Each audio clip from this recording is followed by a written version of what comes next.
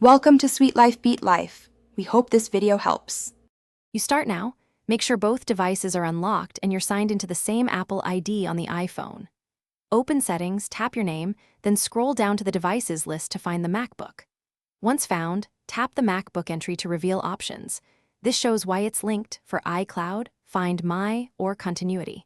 Make sure you understand which services are active, because removing the MacBook will sever those connections and may affect backups or handoff features.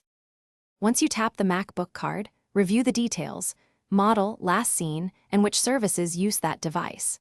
If you're ready, choose Remove from Account.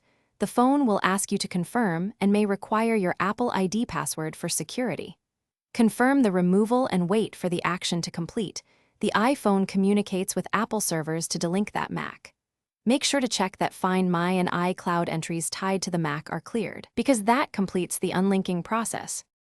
Finish by restarting both devices, then reopen Settings and confirm the MacBook no longer appears. If the MacBook still shows up, sign out of iCloud on the Mac directly or go to Apple.com to remove the device from your account. This forces a server-side unlink. If removal fails, use your Apple ID password and any two-factor code displayed on trusted devices. This clears lingering authentication. Lastly, make sure backups and keychain items are adjusted if you depended on the Mac for those services. Thanks for watching. Consider subscribing if we helped you.